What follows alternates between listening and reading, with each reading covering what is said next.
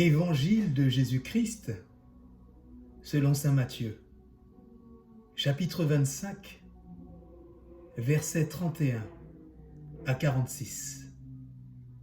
Il siégera sur son trône de gloire et séparera les hommes les uns des autres. En ce temps-là, Jésus disait à ses disciples: quand le Fils de l'homme viendra dans sa gloire, et tous les anges avec lui, alors il siégera sur son trône de gloire. Toutes les nations seront rassemblées devant lui. Il séparera les hommes les uns des autres, comme le berger sépare les brebis des boucs. Il placera les brebis à sa droite et les boucs à gauche. Alors le roi dira à ceux qui seront à sa droite: venez, les bénis de mon Père, recevez en héritage le royaume préparé pour vous depuis la fondation du monde. Car j'avais faim et vous m'avez donné à manger. J'avais soif et vous m'avez donné à boire. J'étais un étranger et vous m'avez accueilli. J'étais nu et vous m'avez habillé. J'étais malade et vous m'avez visité. J'étais en prison et vous êtes venus jusqu'à moi. Alors les justes lui répondront: Seigneur, quand est-ce que nous t'avons vu?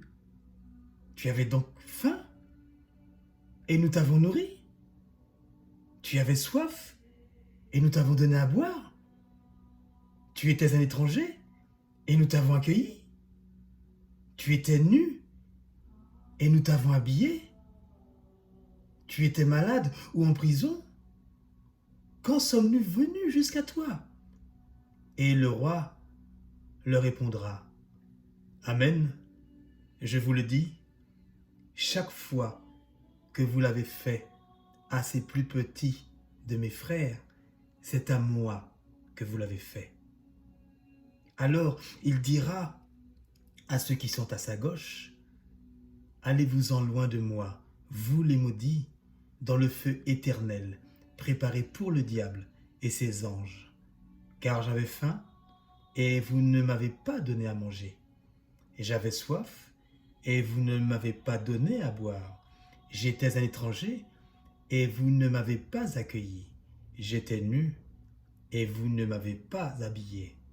J'étais malade ou en prison, et vous ne m'avez pas visité. Alors ils répondront, eux aussi: Seigneur, quand avons-nous vu avoir faim, avoir soif, être nus, étrangers, malades ou en prison, sans nous mettre à ton service? Il leur répondra: Amen, je vous le dis, chaque fois que vous l'avez fait à l'un de ces plus petits, c'est à moi que vous l'avez fait. Et ils s'en iront, ceux-ci au châtiment éternel, et les justes à la vie éternelle. Acclamons la parole de Dieu. Frères et sœurs, bonjour. Aujourd'hui nous fêtons Jésus, roi de l'univers. Pour cela, rappelons-nous sa parole durant sa passion, quand Pilate lui a demandé: es-tu le roi des Juifs? Et qui lui a répondu: c'est toi-même qui le dis. Marc, chapitre 15, verset 2. La fête du Christ roi est donc pour nous une occasion d'entrer en profondeur dans le mystère de Jésus, où la victoire de l'amour est remportée sur la croix. Le Christ est de la lignée des rois d'Israël: David, Salomon, où saint Matthieu le confirme au début de son évangile, au chapitre 1, versets 1 et suivants. Il est le roi attendu et annoncé par les prophètes. Dans l'Ancien Testament, le roi est avant tout décrit comme l'élu de Dieu. Son pouvoir ne vient pas de lui-même et il ne doit pas l'exercer pour son bénéfice personnel. Le psaume 71 72, dans les versets 4 et 5 et 12 à 13, le décrit avec une poésie et une justesse extraordinaire. La royauté du Christ. Qu'il gouverne ton peuple avec justice, qu'il fasse droit aux malheureux, qu'il sauve les pauvres gens, qu'il écrase l'oppresseur. Il délivrera le pauvre qu'il appelle et le malheureux sans recours. Il aura souci du faible et du pauvre dont il sauve la vie. Oui, le Jésus est ce roi parfait, élu de Dieu par sa mort et sa résurrection. Il donne corps au nouveau peuple de Dieu. Il y établit son règne et il en fait son royaume. Son royaume est composé de pauvres et de marginaux. Autrement dit, des gens dans le besoin. Et ils ne peuvent nous laisser indifférents. Le Seigneur nous invite aujourd'hui à reconnaître la présence de Jésus dans l'autre, en particulier dans le plus démuni, le plus pauvre, en d'autres mots, dans le service du prochain, à travers les disciples missionnaires, comme ça a été le cas de saint François d'Assise, qui a œuvré toute sa vie pour les pauvres, et de sainte Thérèse, donnant sa vie pour les mourants et les personnes abandonnées. L'évangile d'aujourd'hui s'adresse à l'Église et à nous tous et toutes. Il retentit en cette fête du Christ roi comme une invitation à ouvrir la porte de nos cœurs. Apocalypse, chapitre 3, verset 20. Pour que le Christ entre dans nos vies chaque jour à travers des gestes simples et à la portée de tous et de tous, moments de rencontre, d'amitié, de solidarité, d'aide concrète. Bien-aimés du Seigneur, comment ne pas crier vers ce Seigneur pour qu'il intervienne dans ce monde où nous voyons à l'œuvre les forces du mal, dans la violence, dans l'injustice, à coups d'images et de discours mensongers. Que ceux qui se penchent actuellement sur les petits de ce monde pour les secourir le fassent pas par une générosité bien calculée, un petit peu à la manière des pharisiens, mais gratuitement, par vraie charité. Car si nous savions par avance que dans la personne du pauvre, du malade ou du prisonnier, c'était le Christ roi en personne qui se présentait à nous, et nous nous serions mis rapidement à son service par intérêt. Et ce ne serait pas juste. Et ce même Christ nous appelle à participer à son œuvre de salut en aimant gratuitement notre prochain au jour le jour, dans la vie familiale, professionnelle, sociale, attentif en priorité aux plus petits.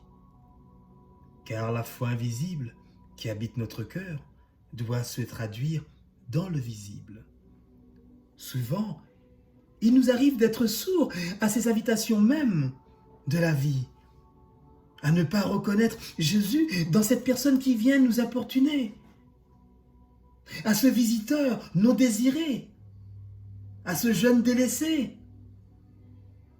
où on n'accorde pas de temps, et qui sais-je encore.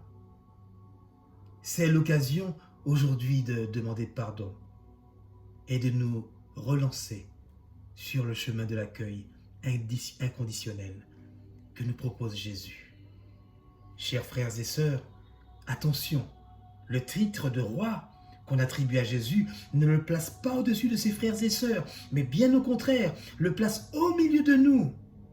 Venir en aide à toute personne dans la détresse, c'est honorer le Christ. N'est-ce pas le cas de saint Paul de Tarse, sur la route de Damas, que vous trouvez dans les Actes des Apôtres, au chapitre 9, versets 3 à 19. Persécuter les chrétiens, c'est persécuter Jésus. Car Dieu, en Jésus de Nazareth, s'est identifié à tout homme, à toute femme, et tout être humain est un être pour lequel il est mort. Il s'est donné en rançon pour la multitude, nous rappelle la première lettre de Timothée, chapitre 2, verset 6. Prendre soin de notre humanité, c'est faire du bien à la personne de Jésus et à son corps mystique que nous formons, qui est l'Église. Demandons au Seigneur aujourd'hui la grâce de reconnaître la présence de Jésus dans les personnes que nous rencontrons, dans celles qui s'adressent à nous et dans celles qui dépendent de nous, dans toute personne finalement dans le besoin, enfants, personnes âgées, grands-parents, pauvres, personnes handicapées, malades, et etc. Afin que nous entendions le roi nous susurrer. Venez, les bénis de mon Père, recevez en héritage le royaume préparé pour vous depuis la fondation du monde. Que l'Esprit Saint du Christ nous accorde de voir Dieu en nos frères et de les aimer comme Dieu nous aime. Amen et bon dimanche. C'était la parole dominicale de l'aumônerie catholique de prison de la Martinique.